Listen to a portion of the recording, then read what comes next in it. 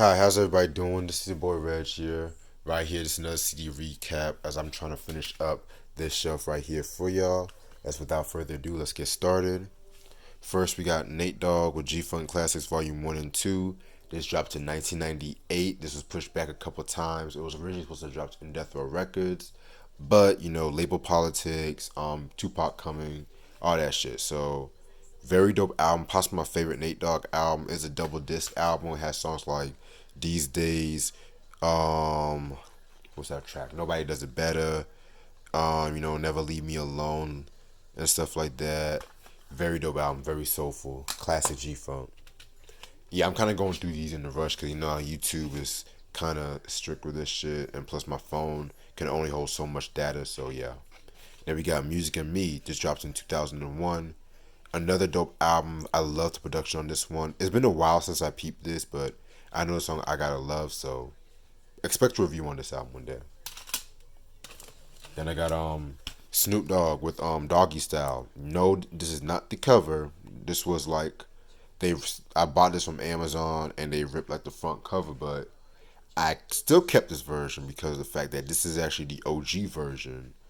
And you can tell because like you got G's Up Hoes Down the next episode, because those songs are like cut from future re-releases due to like sample clearances and stuff like that. But what else can I say about this? This is the hip hop classic. Gin and Juice, fucking Murder Was the Case. Love this album. Snoop's best album. And that's a fact. I don't care what no one says. Then we got the Dogfather. This album dropped in 1996. This is an okay album. I was never really too big on this album, to keep it a buck with y'all.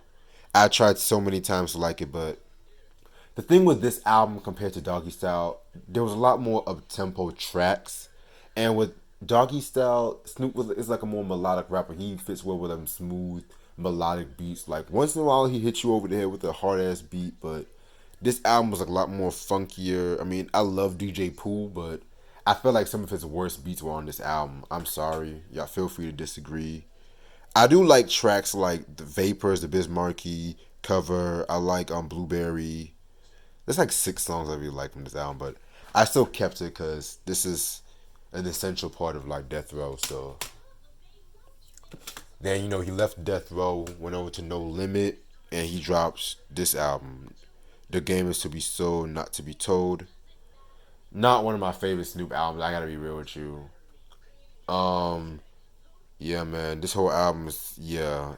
I mean, I love No Limit records, especially around this time, but I don't know, man. It was just with this album for No Limit, it's like The Last Meal was his best one. No Limit Top Dog was his second best, but this was just my least favorite and shit like that. But he did have a movie called A Game of Life based off this album, which that's a lot more funnier and stuff like that. It's on YouTube, so I would definitely check it out. Yeah. Then we got Rng Rhythm and Gangster, which was released in 2004. Very good album. This album was known for songs like Drop It Like It's Hot, which was like Drop It Like It's Hot was like a very big song back in '04. I mean, that shit was everywhere, I remember. Let's Get Blown. Yeah, I mean, this is another album I haven't heard in a while and shit like that too. So this album actually grew on me in recent years, to keep it real with you. Then we got Snoop Dogg presents Welcome to the House. I want to say these are like some of his affiliates. Some people, he collaborated with and stuff like that, with Superfly, RBX. Yeah, man. Then we got the Dog Pound with the legendary Dog Food album. Very good album. In my opinion, I believe that this is actually their best album because I don't know, man. It's just the other releases I never really grabbed my attention, but I'm gonna really listen to them one day. But yeah, this album has songs like New York, New York. Everyone knows the shit about that song with the video with Snoop tearing down the fucking buildings. Um, I don't want to dream about getting paid. I mean, Dr. Dre did his thing with the mixing and stuff like that. Very dope album. This is actually the OG version too. Then we got The Doors with Strange Days. This is the second studio album from The Doors. Very good album. Possibly, maybe my favorite album from them. It's either a cross between this album, Morrison Hotel, and Strange Days. Um, L.A. Women, excuse me. Very good album. I love songs like Love Me Two Times, Moonlight Drive. What's that one track? Your Lost Little Girl. Very dope track. A very dark album and stuff like that. I love the debut album. Don't get me wrong, but I've always felt like the Doors stepped their game up with each and every album and stuff like that. And then we have the Soft Parade, which I know a lot of people say this is the worst album, which this album I've always felt was underrated, very misunderstood. It was not as like hard as the other album. It was more like mixing with strings and horns and brass instruments and shit like that. So songs like Touch Me, the title track, Tell All the People, very good album in my opinion. Very underrated. Then they came back 1 year later with the Morrison Hotel. Very dope album. Like this whole album, man, they just went back to the blues with this one. Roadhouse Blues, man. Queen of the Highway. No bad tracks on this fucking album. This was around the time when the Doors were pretty much blacklisted because Jim Morrison exposed himself in Miami and stuff like that. You know what I'm saying? Then we got the Doors again with L.A. Women. This is the last album that they did with Jim Morrison. I've recently done a review on this album. I love this album and stuff like that. Very cool album. Riders of the Storm, man. Oh my God. L.A. Women, The Changling. I mean, very good album. Love it. Then we're gonna go back to Death Row Records with Dr. Dre with The Chronic. This was released in 1992. Hip hop classic, one of the most influential hip hop albums for all time. I mean, you have songs like Nothing But a G Thing, These Nuts, Stranded on Death Row. This is the OG version, so I don't have Bitches Ain't Shit. I'm really trying to get the 2009 relit version because you have like a lot more unreleased tracks and like a more like promo. It comes with a lot of stuff, you know what I'm saying? But that version has been out of print for years and stuff. I might look in Discogs and stuff one day. Then we got Dr. Dre presents The Aftermath. Mind you, this is not a studio album. This is like a compilation teasing Aftermath Records at the time. This album was okay. I didn't care too much for the R&B. I didn't care too much for the R&B tracks and stuff like that. You know what I'm saying? But it is what it is. Then he came back with Chronic 2001. Very good album. Very good album and stuff like that. This album he pretty much like came back. Originally this was supposed to have been called the Chronic 2000, but Suge Knight, he came out with the Chronic 2000 and Death Row, which that's an album I have to talk about one day and stuff like that. This album has songs like Forget About Dre, The Next Episode, What's the Difference, Explosive. It's like a very good album. I like the fact that he had, a lot of like vintage like Death Row cats like RBX and Nate Dogg and stuff like that. So yeah, very good album. I love it. Then I had the clean version of this album. I still kept it in my fucking collection and shit like that. Then we got Dr. Octagon with Dr. Octonologist, Cool Keith, the Steez and stuff like that.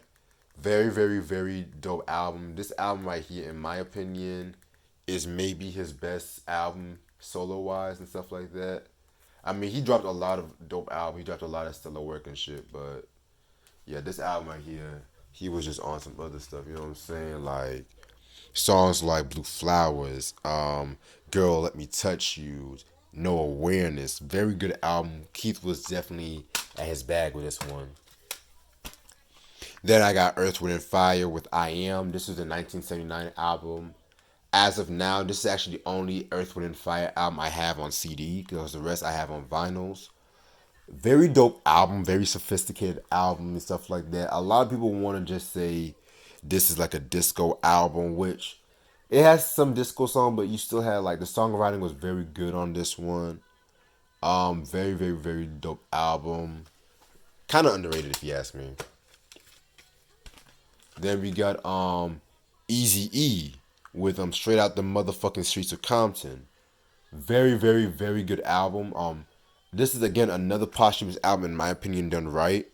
This was released months after he died of AIDS. So you have some songs that could have been on the Temporary Insanity album, which that album was supposed to came out, I want to say 92, 93, one of them years and shit. I love songs like old school shit.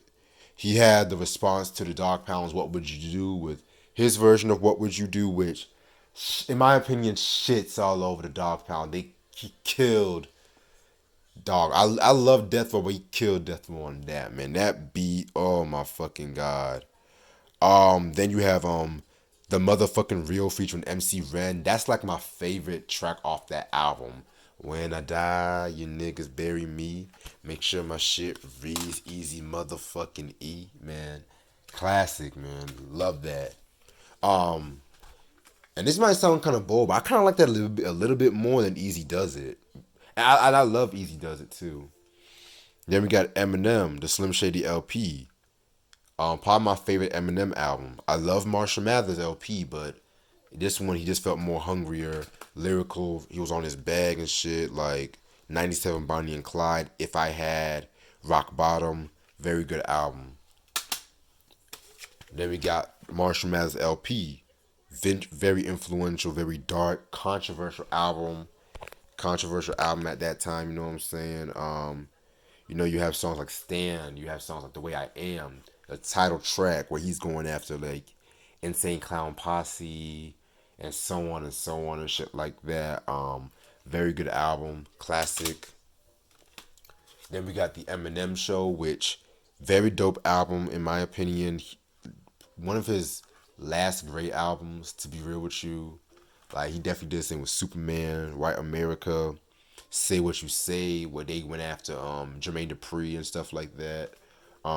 Very good album. And then the beginning of the end. Got Encore. Yeah, this is actually the special edition. Not a good album. I don't even like any of the songs besides Mosh. Yeah, man, fuck this shit. He was on drugs around that time and shit. So, fucking. Alright, and then we got Eminem The Curtain Called The Hits, which is basically like the greatest hits album. Yeah, pretty solid, greatest hits compilation, has the live version of Stan, also has this track When I'm Gone. Yeah, very solid compilation. Then you got Eminem Marshmallows LP2. This album was pretty straight, I didn't really care for a lot of the production. I kind of felt like Rick Rubin disappointed me with the production, but it was alright. You have songs like Rap God, Rhyme of Reason, Berserk. Yeah, pretty solid. Nothing to it. That's one of his better albums post at Encore. If you ask me, like that album, Music Be Murdered by probably my favorite ones post Encore. Then we got En Vogue with Born to Sing. Very dope album. This was a debut album. Maybe my favorite album from En Vogue. I like Funky Divas. Funky Divas cool, but this album was more soulful. I mean, hold on. You have Don't Go. My favorite track, Part of Me. That's my favorite. Maybe my favorite En Vogue track, period. Well, I take that back. Don't Let Go. Shit's all over that one, in my opinion. But, yeah. Very dope. And very dope album cover, too. Very beautiful women, in my opinion. Then you got, I got the Epmds. Their first 5 albums in this little box set and shit like that. Strictly Business, very dope album. You have songs like Strictly Business, You're a Customer, It's My Thing. Very good album and shit. Then you got Unfinished Business. It drops in '89, 1 year after. Another solid album. You have songs like Please Listen to My Demo, Who's Booty. In terms of their golden age from '88 to '92, this is probably my least favorite, but that's Not saying it's a bad album and shit like that. I just felt like there was a little bit filler on this one. Business as usual, very dope album. Maybe my favorite Epmd album. Um, this is the album where they went to Def Jam. They kind of had a more hardcore sound with them. You know, they put Redman on the map with this album. You know, he was on Hardcore, Brothers on My Jock. I mean, legendary album right here. You know, Underground, very dope album. Then their last at the time their last album, Business Never Personal, very dope album. This was a kind of like a controversial album at that time because you know y'all should know the history behind how Parrish accused Eric Sermon of setting up a robbery and things of that nature. You know what I'm saying? So which Sermon really never did that, but still, it was just the sound was like more darker. You know, you have songs like Hardcore. I mean, Crossover, which that believe it or not was their most successful single. It's Going Down, which was on the Juice soundtrack. My personal favorite, Jane, Who Killed Jane. I mean, legendary album. Then 5 years later, in '97, they came out with Back in Business, which is not touching the first four in my opinion, but this was a very dope album, nice album for them to come back to and stuff like that. You know, have songs like Richter Scale. You got songs like You Got to Chill '97. Yeah, very cool album. And then you got EPMD with Out of Business '99, which this album was okay. It was okay to be real with you. The last two albums that they dropped, probably my least favorite in their discography, but again, you can still find something good in them, in my opinion. So, yeah, very dope. Then we're gonna get into the legendary Erica B and Rakim, Paid in Full, 1987, legendary album. This took lyricism, you know, a new definition of new age of lyricism and stuff like that. You got songs like Paid in Full. What's that track called? What's that track? I know you got Soul. Moves the Crowd, very dope album, legendary hip hop classic. Follow the Leader. This came out '88. Very dope album. In my opinion, better than Paid in Full. I feel like all the albums was just very consistent. You got songs like Follow the Leader, the R, Lyrics of Fury, very good album. Probably Rakim's most lyrical album, maybe and shit. Then you got Let the Rhythm Hit 'Em. My favorite album from them. They were really like getting more, working more with like concepts in their song, like with In the Ghetto, Mahogany. You know, you have songs like Run for Cover, which yeah, very good album, very dark. Probably the darkest album in their discography, and I love it. And then we got the last album they did together called Don't Sweat the Technique. This came out in '92. Very good album. I love the way they adapted to like the early '90s sound and stuff like that. The title track alone, man. I still remember when I saw Rakim perform live and he busted this track out with all these horns. Like very dope and shit like that. You know what I'm saying? Keep the Beat. You got songs like What's Going On. Classic album. And this album gets unfairly shitted on too. See, that's the thing. That album and Boogie Down Productions, Sex and Violence, those get very unfairly shitted on, and they both came out in '92 and stuff like that. You know what I'm saying? Then you got Fat Joe's Jealous One's Envy. Recently done a review on those Fat Joe albums, so I'm not really spending too much time, but very good album. My favorite Fat Joe album and stuff like that. Yeah, Mafioso rap at its finest. Then you got Don Cartagena. Very good album. Another classic album and stuff like that. In my opinion, this is like his last great album and stuff like that. I'm gonna run through these last ones pretty quick because my phone's overheating. Alright. It's only about 3 left. Okay, perfect. Alright, then you got Flatbush Zombies 2001 Space Odyssey. Very dope album. This came out in 2016. You know, yeah, it sounds like Spike Lee joint. Trade Off. Yeah, Flatbush Zombies, you already know the deal with them. Fleetwood Mac. Rumors, 1977, rock album classic. This is pretty much on one of the most successful albums of all time. You have songs like Dreams, Go Your Own Way, The Chain, legendary album. This was released at a time when they were very going at each other with their romantic issues.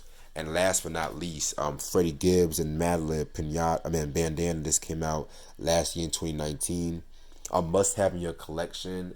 Yeah, Freddie Gibbs is really growing on me. I definitely like some of his shit. Probably one of his best albums and stuff.